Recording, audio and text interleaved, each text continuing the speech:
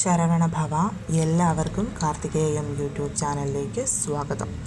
ഇന്ന് ഞാൻ വന്നിരിക്കുന്നത് ഇന്നത്തെ മൂന്നാം പിറയെക്കുറിച്ച് പറയാനാണ്. ഞാൻ ഇന്ന് വരെ നിങ്ങളുമായിട്ട് മൂന്നാം പിറയെക്കുറിച്ച് പങ്കുവച്ചിട്ടില്ല. പക്ഷേ ഈ കർക്കിടക മാസത്തിൽ വന്നിരിക്കുന്ന ഈ ഒരു മൂന്നാം പിറ എന്ന് പറയുന്നത് ഒരുപാട് പ്രത്യേകതകൾ നിറഞ്ഞതാണ്. ഒന്നാമത്തെ കാര്യം, ഇത് കർക്കിടക മാസം. സെക്കൻഡ് കാര്യം എന്ന് പറയുന്നത് ശ്രാവണ മാസമാണ്. ഈ മൂന്നാം പിറ എന്ന് പറയുന്നത് കർത്തവാവ് മുതൽ നമ്മൾ എണ്ണിത്തുടങ്ങുന്ന മൂന്നാമത്തെ ദിവസം. സാധാരണ എല്ലാവരും വിചാരിച്ചു വെച്ചിരിക്കുന്നത് കർത്തവാവ് കഴിഞ്ഞു വരുന്ന മൂന്നാമത്തെ ദിവസം. അങ്ങനെ വരുമ്പോൾ അത് തൃതീയ തിഥിയായിട്ട് മാറും. കർത്തവാവ് മുതലാണ് നമ്മൾ നോക്കുന്നത്. അങ്ങനെ വരുമ്പോൾ ദ്വിതീയ തിഥിയിലാണ് നമ്മൾ ഈ ഒരു മൂന്നാം പിറ ദർശനം ചെയ്യുന്നത്. ഇന്നത്തെ ദിവസം ശനിയാഴ്ചയാണ്. ശനിയാഴ്ച എന്ന് പറയുന്നത് മഹാദേവനുമായിട്ട് ബന്ധപ്പെട്ടിരിക്കുന്ന ഒരു ദിവസം കൂടി ആയതുകൊണ്ട് വളരെയധികം ഓസ്പീഷ്യസ് നിറഞ്ഞൊരു ചന്ദ്രദർശനമാണ് ഇന്നുള്ളത്. ഞാൻ ഈ പറയുന്ന മന്ത്രം ചൊല്ലി നിങ്ങൾ ഈ ഒരു കാര്യം ചെയ്താൽ തീർച്ചയായും അടുത്ത മൂന്നാം പിറയ്ക്ക് മുമ്പ് നിങ്ങളുടെ ആഗ്രഹം അത് സാധിച്ചു കിട്ടിയിരിക്കും. ഇപ്പം നാട്ടിലൊക്കെ എല്ലാവർക്കും മഴയൊക്കെ ആയിരിക്കും. അതുകൊണ്ട് തന്നെ മൂന്നാം പിറ കാണാൻ പറ്റിയെന്ന് വരില്ല. കാണാൻ പറ്റിയില്ലെങ്കിലും എന്തു ചെയ്യണമെന്നുള്ളത് ഞാനിവിടെ പറയുന്നുണ്ട്. നമ്മൾ ഈ കർത്തവാവ് തിഥി മുതൽ തുടങ്ങി മൂന്നാമത്തെ ദിവസം വരുന്ന ഈ ഒരു ചന്ദ്രദർശനം എന്ന് പറയുന്നത് സാക്ഷാൽ മഹാദേവൻ തൻ്റെ ശിരസിൽ ചൂടിയിരിക്കുന്ന ചന്ദ്രൻ തന്നെയാണ്. ആ ഒരു ചന്ദ്രകലയെയാണ് നമ്മൾ ഈ ഒരു മൂന്നാം പിറ ദിവസം കാണുന്നത്. അതുകൊണ്ട് തന്നെ സാക്ഷാൽ ശിവദർശനമാണ് നമുക്ക് ലഭിക്കുന്നത്.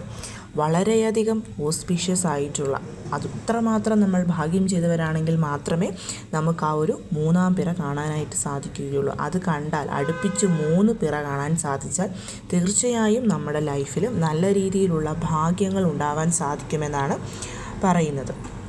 അപ്പോൾ നമുക്ക് എന്താണ് ഇന്നത്തെ ദിവസം ചെയ്യേണ്ടത്, ഏത് സമയത്ത് ചെയ്യണം എന്നൊക്കെ നോക്കാവുന്നതാണ്. അതിനു മുൻപ് ഈ ഒരു മൂന്നാം പിറ കാണാൻ പ്രത്യേകിച്ച് റെസ്ട്രിക്ഷൻസ് ഒന്നുമില്ല. പീരിയഡ്സോ പുലവാലായ്മ അങ്ങനെയുള്ള യാതൊരു കാര്യങ്ങളും ഈ ഒരു മൂന്നാം പിറയ്ക്കില്ല. ആർക്ക് വേണമെങ്കിലും മൂന്നാം പിറ കാണുകയും കൈകൾ കൂപ്പി തലകുനിച്ച് തൊഴുത് പ്രാർത്ഥിക്കുകയും ചെയ്യാവുന്നതാണ്.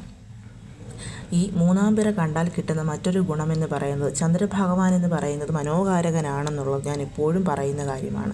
ശരിയായ തീരുമാനങ്ങൾ എടുക്കാനും മനസ്സിന് ചാഞ്ചല്യമുള്ളവരൊക്കെ ഈ ഒരു മൂന്നാം പിറ കണ്ടു തൊഴുതാൽ പോകെ അവർക്ക് സ്ട്രോങ് ആവാനും നല്ല നല്ല തീരുമാനങ്ങൾ എടുത്ത് പ്രാവർത്തികമാക്കാനും ഒക്കെ സാധിക്കുന്നതാണ്. അപ്പോൾ മൂന്നാം പിറ കാണാൻ കിട്ടുന്ന അവസരങ്ങളൊന്നും ആരും തന്നെ പാഴാക്കാതിരിക്കുക. ഇപ്പോൾ നിങ്ങൾ വെളിയിലാണെങ്കിൽ പോലും നിങ്ങൾക്ക് മൂന്നാം പിറ കാണാനായിട്ടും ചന്ദ്രഭഗവാനെ നോക്കി പ്രാർത്ഥിക്കാനായിട്ടും സാധിക്കും.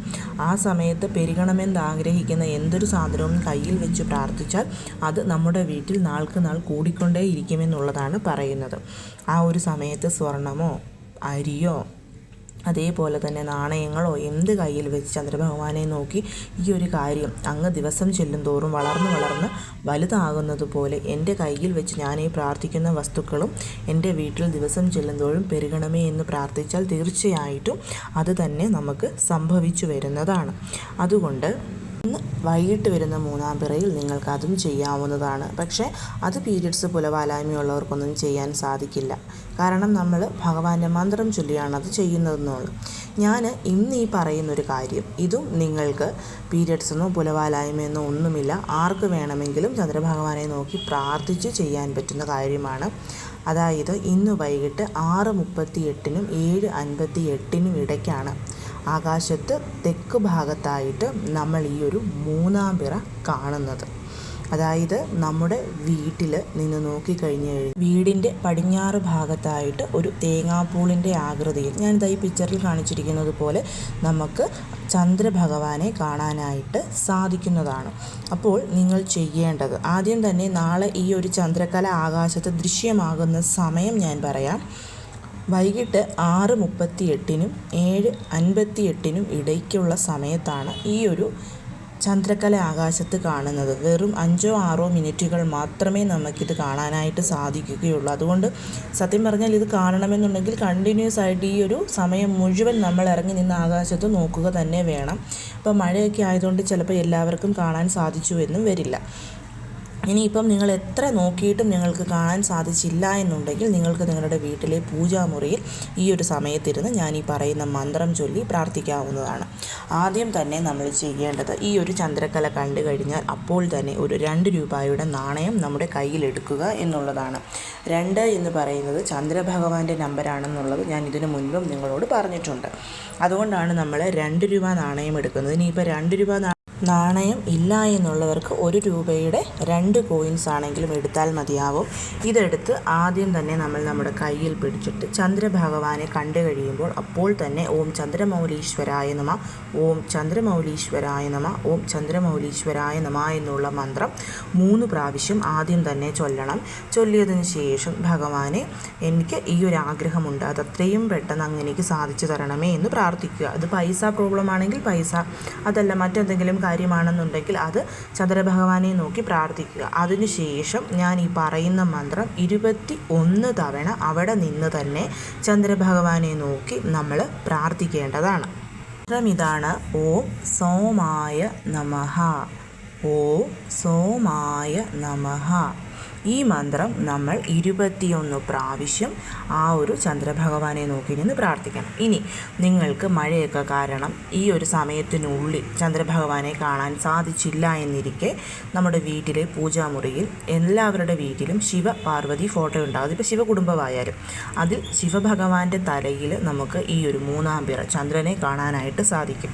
നമ്മൾ ആ ഒരു ഫോട്ടോയിൽ ആ ഒരു ചന്ദ്രനെ നോക്കി ആദ്യം തന്നെ ഓം ചന്ദ്രമൗലീശ്വരായ നമ എന്ന് 3 പ്രാവശ്യം ചൊല്ലിയതിന് ശേഷം ഞാൻ ഈ പറഞ്ഞ ഓം സോമായ നമഃ എന്നുള്ള മന്ത്രം 21 പ്രാവശ്യം ചൊല്ലാവുന്നതാണ്.